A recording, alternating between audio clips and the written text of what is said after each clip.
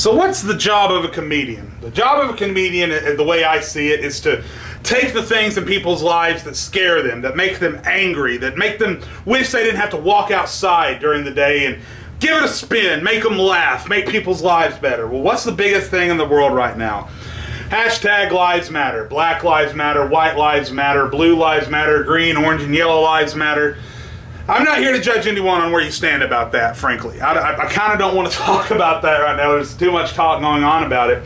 I'm here to introduce a new hashtag.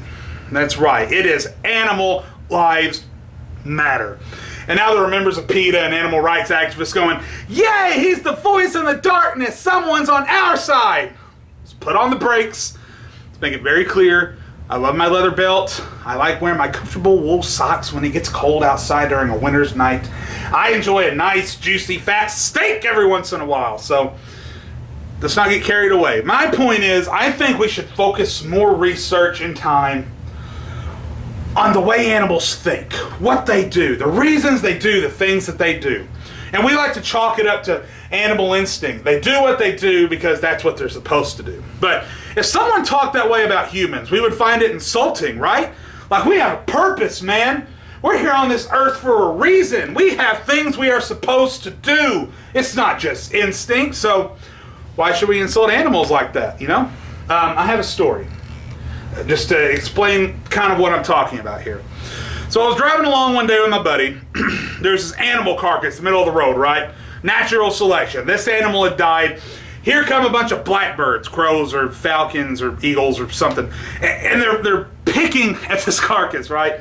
They're cannibalizing it. That's the wrong word because I'm an idiot, but they're eating it. They're eating the animal carcass because that's what they're supposed to do. But the way I like to see it as I looked out upon the circle of birds, it's like it was a business meeting, right? All these birds work at the same place. They work at the law firm. And they're out having a business meeting, and this was the closest restaurant they could get to and get back within an hour on their lunch break. It's this dead animal in the middle of the road. So already their lives have more meaning. I choose to look at it that way.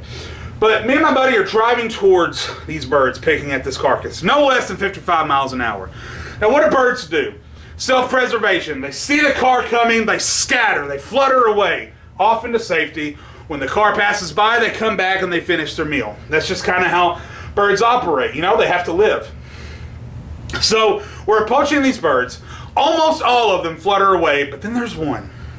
There's one bird that turned and he looked at us, meat hanging from his beak, and he said, damn it, today is the day that I beat that machine, or today is the day that I died trying. Well, he didn't succeed, but he also didn't die trying. Here's the funny part. We're driving, and all of a sudden we hear the doo-doo. You know, bird right under our wheel. Bird's dead, right? I turn around as I'm driving.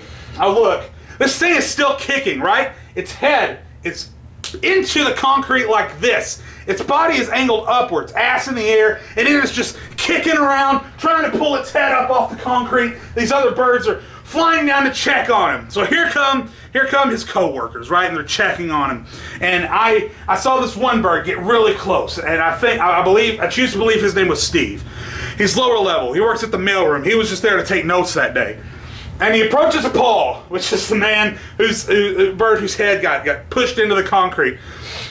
And Steve says, oh my God, Paul, that was incredible. I can't believe you're alive. How are you feeling? Paul says, had better days, Steve. Had better days. Someone put mine in a to-go bag. I'm not wasting that. Give me some ibuprofen. I'm good to go. I choose to believe that bird lived. Which maybe it's not a good thing, because maybe he lived, maybe he went home and had to live with his new deformity and the way he looked. Maybe his wife just couldn't put up with his attitude, always coming in, demanding a beer, throwing his legs up in the chair, watching his TV, which they have stapled to the wall sideways so we can still feel normal. His wife just gets fed up with that and leaves. And Paul, he chooses a relationship with prescription drugs and has whiskey for breakfast, lunch, and dinner. His life's just gotten away from him. The government came and took his computer, but he still has his job, right? He's been demoted, but he still has his job because he doesn't have a wife. He barely has a life. He doesn't have a neck, but damn it, he has his pride. So he flies to work every day just like this, drifting off to the right, but then he just does this and pulls back to the left and then drifts back to the right. And then here comes Steve, flying along perfectly straight. He's enjoying his life. He got promoted, took Paul's place because Paul couldn't do his job anymore. Now Paul's down in the mailroom. Steve flies along. He's like, hey, Paul, beautiful day, isn't it? Paul's like, fuck you, Steve! You! Another good example is deer. You know, it's subjective the way we react to deer. If we're just driving along and we see it far away on the road, we're like, oh honey, look, there's a deer. They're normally hidden in the woods. What's he doing out here? He's adorable. Stop and take a selfie. If you're in the South and you're hunting, it's like, deer, so they go boom, and then you have dinner. If you see a deer too close on the highway and he jumps in front of you, you're like, ah, a deer! So it's subjective. But what is the deer standing out alone for? Why is the deer who, through generations of existing where cars have been driving through their homeland, have they just not developed the foresight to know that if they cross that road that feels so much different than the grass that they're going to die? I don't believe that. I think that the deer are at the edge of those woods in this road for a reason. Maybe sometimes it's not a very good reason. Maybe the deer that's hanging out on the side of the road over here, maybe he's gay, right? And he's got like a super conservative dad that's voting for Donald Trump. And he's embarrassed because his dad walked to his bedroom door and he's sitting in there watching Bambi or something, and his dad walks up to the door and he just hears, and his dad's like, what are you doing in there? And he's like, Thumper's on, Dad, leave me alone. But Thumper isn't really on the screen. So he runs away from home. He's hanging on the edge of the woods, can't decide, and he's super depressed, right? And he took the alcohol from his dad's liquor cabinet. And then he says, I'll show Dad how much of a man I am. I'll cross that road and I'll live through it. He'll have to respect me then. So then that deer just gallops, and of course the tragic end of boom, down goes the animal.